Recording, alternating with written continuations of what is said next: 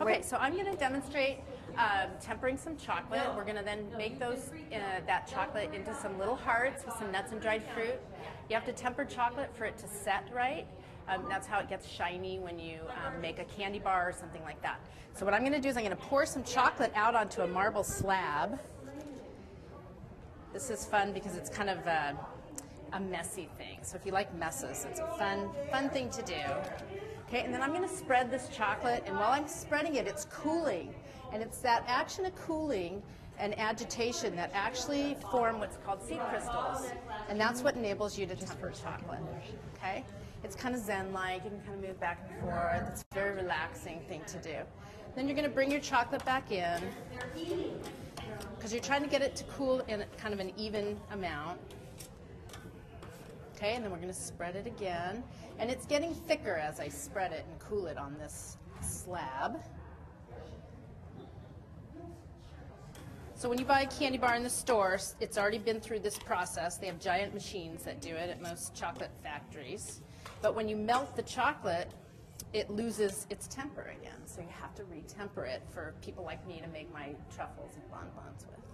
Okay, so now that it's cooled down and thickened up, we are going to stick it back into our vat of chocolate. And I'm going to put this, over here. And we're going to put that chocolate back in the bowl.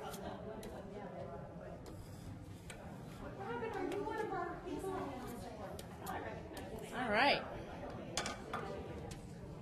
Now we're going to mix this back together. So this was that warmer chocolate. We're now putting this cooler chocolate that has what's called seed crystals in it. And together we will have tempered chocolate.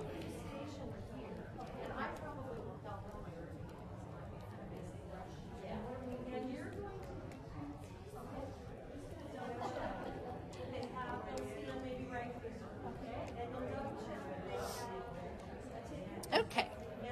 Now once you get all your lumps out and get it re-blended,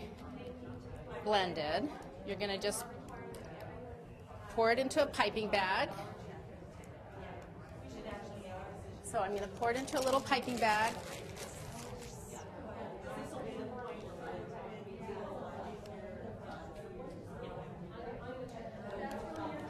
Okay, so we're just going to pipe some of this into these molds so that we can put some nuts and fruit in them.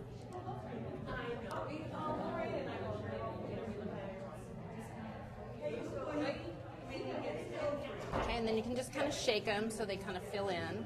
And then we're just going to stick some pistachio nuts. You can put anything you like in it. I like apricot a lot, so I'm going to put some apricot in there. So we call these are dark chocolate. It's a 72% cacao dark. And then when we put the nuts and dried fruit on them, we call them Les Jardins de Cruz, which is the Garden of Hearts. So little heart-shaped, little bite-sized pieces. And so they'll set now in just a few minutes, and we can pop them out of the mold, and they're very yummy.